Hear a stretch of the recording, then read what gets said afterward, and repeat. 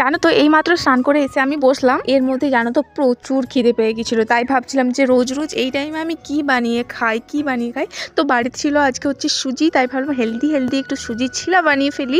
তো তাই ভাবলাম তোমাদের সঙ্গে এই ছোট্ট একটা রেসিপি ভিডিও শেয়ার করি। তো তোমরা যারা হেলদি খাবার খেতে পছন্দ করো কিংবা তোমরা ডায়েট করছো তারা কিন্তু অবশ্যই এটা বানিয়ে খেতে পারো। তো এটা বানানোর জন্য একটা ক্যাপসিকাম, পেঁয়াজ, ধনেপাতাটাকে ভালো করে ছোট ছোট করে কেটে নিয়েছিলাম আর গাজরটাকে গ্রেট করে নিয়েছিলাম। তো এবার একটা বোলের মধ্যে সুজিটা দিয়ে আর দিয়েছিলাম হচ্ছে টক দইটাই কিন্তু এখানে ইউজ করবে তোমরা। তারপর 1 চামচ চিনি আর দিয়েছিলাম অল্প একটু নুন, যাতে সব দিকে খেতে সমান লাগে, সেজন্য দুটোই অল্প অল্প করে দিয়ে দিই। তারপর সবগুলো দিয়ে কিন্তু ভালো করে মিক্স করে নেবে, নাহলে কিন্তু চিলাটা ফেটে যাওয়ার সম্ভাবনা থাকে। তারপর কিন্তু একটা তাওয়া বসিয়ে ওটার মধ্যে অল্প একটু তেল দিয়ে এগুলোকে গোল গোল পরোটা করে নিচ্ছিলাম। জানো তো এটা যেমন দেখতেও হেলদি, সেরকম কিন্তু খেতেও ভীষণই টেস্টি। আমি এটা প্রায়ই বানিয়ে খাই, আমার তো খেতে ভীষণই সুন্দর লাগে। তোমরাও চাইলে বাড়িতে অবশ্যই একবার ট্রাই করে দেখতে পারো।